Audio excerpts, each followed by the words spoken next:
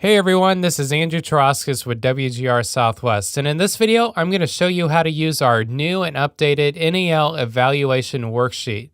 Now, you may remember that we released a NAL evaluation worksheet in the January 2016 edition of the rain event. So if you scroll down here, you saw this worksheet that we had where you could input your sample results, and it would automatically calculate the average for each discharge point and whether you had exceeded annual NALs or instantaneous NALs. Now, there were a couple problems with this worksheet and some things that we really wanted to clean up. So we've kind of made some improvements, and this month for the November 2016 edition of the rain events, we're releasing a new and updated version. So I'm going to show you how to use that. All right. Well, to find the spreadsheet, it's actually attached to the newsletter. So if you open up the newsletter here and go to attachments, you should see a little paperclip icon on the side. If it's not there, look for this little sidebar. Sometimes it's kind of hidden there. So you can do that. Click on the paperclip, open this up, and say, yes, you can open this file. Now, one thing you'll notice is it looks a little bit different than last year's, and we've actually added this what I'm calling the global settings page, where you can input some facility-wide data that will populate the rest of the spreadsheet. So we've tried to make it as user-friendly as possible and as automatic as possible. So this new template is going to kind of do a lot of the work for you. So one thing to notice first, if you see a yellow bar up here, it's saying macros have been disabled, you're going to want to enable these because we've actually done some coding inside this worksheet. We've written some programming code in here to take care of some of these automatic calculations and things like that. So you want to enable those macros. All right, so the global settings page, like I said, this is where you're going to put in some facility-wide data, such as the facility name. You can click on this box right here, and I'll say, we'll call it Acme Auto Parts, just for our demonstration facility. And now you also see there's 4 qualifying storm event slots down here. The permit says we're supposed to sample 4 storms per year. 2 between July and December, and 2 between January and June. So that's kind of what we have over here. First storm and second storm would be in that July through December range. The third storm and fourth storm would be in that January through June. Now, I understand that with some facilities that when it's flowing at one discharge point, it doesn't necessarily mean that the other discharge points are flowing. You may actually have sampled different storms for different discharge points, and that's fine. We've worked out a way to where you can put in separate dates for all those discharge points. But if you happen to sample most of your discharge points on the same date, then it's a good idea to put them in here. It just makes it a whole lot easier. So I'm going to go ahead and put in some dates right here. Okay. And now you'll want to know these important instructions down here. We wrote in here, make sure your macros are enabled, which was a yellow bar you saw at the top. And then probably the most important thing that you'll want to know is don't delete anything in this spreadsheet. Now, you can delete the data within the cells like this, but don't delete any cells or columns or anything like that. If there's something that you don't want to see and you just kind of want to clean up your workspace here, you can hide the rows or the columns just by left-clicking and highlighting them like this. And then if you right-click over in this area and choose Hide, you'll notice that it goes away. So what you can do if you want to unhide them, just select the area. You see that little bar right there where they're all hidden. Select the area around that, right-click, choose Unhide, and it'll all come back. You'll notice that some of the cells are white, and a lot of them, if we go over here, a lot of them are either this creamy color or this bluish color. So you're only going to want to change the data and input data in white cells. Don't touch any of these other colors over here because these have formulas you'll see up here that you're not going to want to mess around with.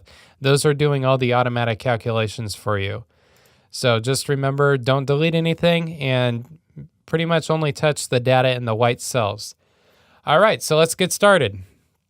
Now, you'll see down here, there's a bunch of different tabs, and this is because I don't know how many outfalls you have at your facility. You may have 1 or 2, or you may have 12. And so just to be safe, we've made 15 of these outfall pages, and you can see the other ones here by clicking over these little blue dots over here, and that'll kind of bring you over. So we have 15 outfalls. Now, if you don't have 15 outfalls, let's say you only have 3, then what you can do is you can right click and hide these outfalls. All right, so let's come back over here to outfall 1. So now to make it a little easier on ourselves, we can actually rename these tabs based on the name of our outfalls. So let's say maybe outfall 1 is the entrance gate. And we can say in here, outfall 1. And then maybe outfall 2 is the south drain inlet on the south of our property, and we'll just call that outfall 2. And you'll notice as I'm typing in these names, it's automatically changing the name of the worksheet up here, and you can see our facility name, which is grabbed from the global settings over here. So outfall 3, we'll just call that one outfall 3. All right, going back over to entry gate 1. Now you'll see, if we just look at this real quick, you'll see over here, this looks very similar to the table 2 in the general permit, which has the instantaneous and annual NALs. So you can see over here, there's a bunch of different parameters. You have the unit that we're measuring these in, and then you have the annual NAL values, the instantaneous NAL values. And then you have this big white section over here where you can input your sample results for the parameters that you're sampling for. Then the spreadsheet will calculate the average for this outfall alone, and then it'll tell you if this outfall is exceeding any annual NALs or instantaneous NALs. Now, don't rely too heavily on these values here. This may be a good idea or just a good reference to see how you're doing at this particular outfall, but especially this annual NAL.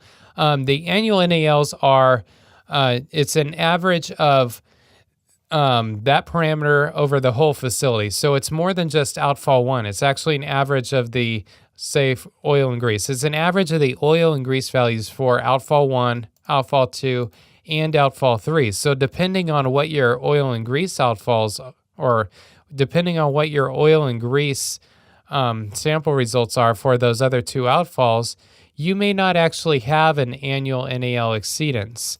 We may have one here, but if you have really low results over in these other outfalls, it may bring it back down. So don't rely too heavily on that, except to just kind of let you know how you're doing here. All right, so you can see I've put in some basic information up here just to kind of show how things work.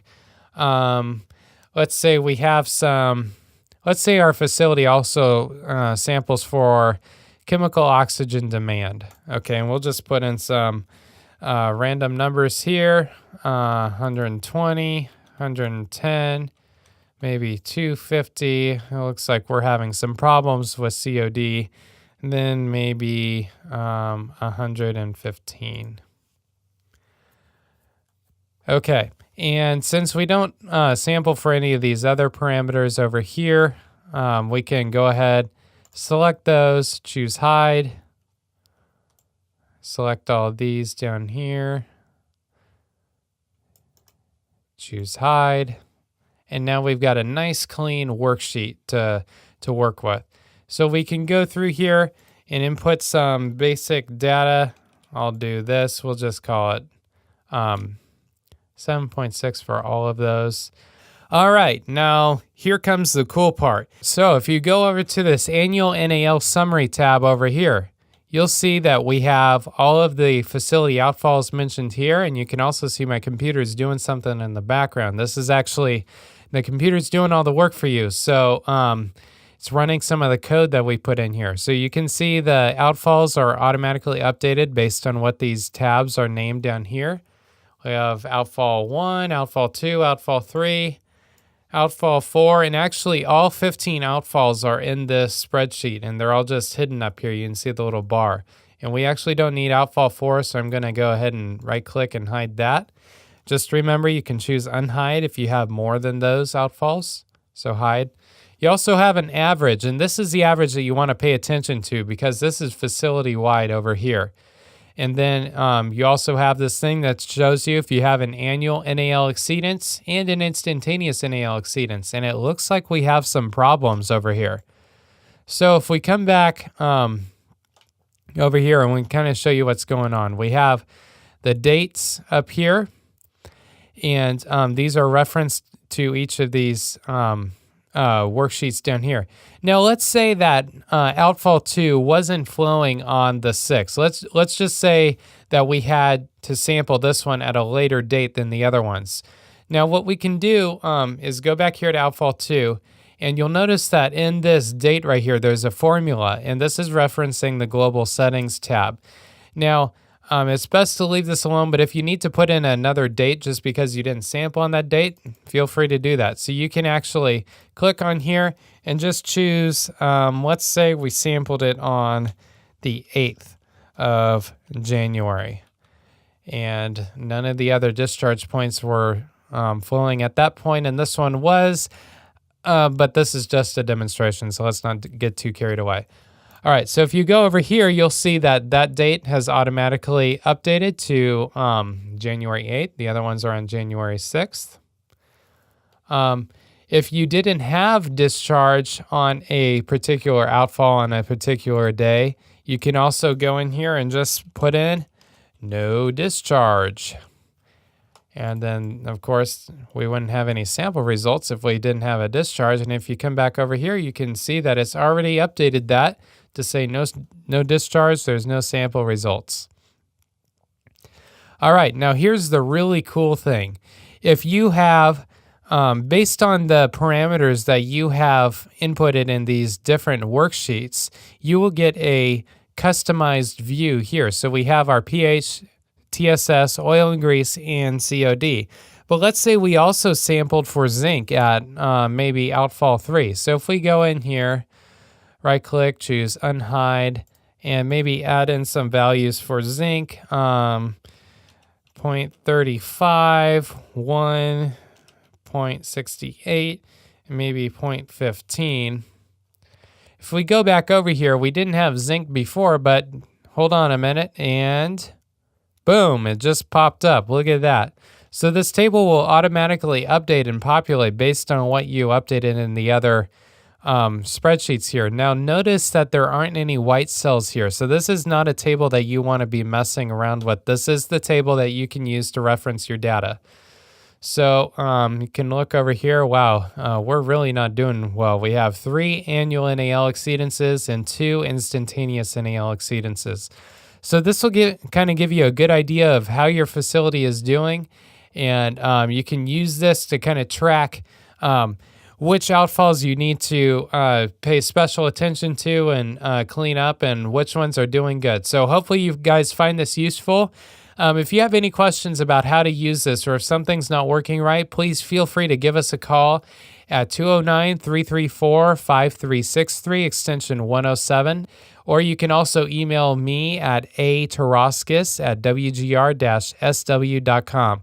All right, guys, have fun.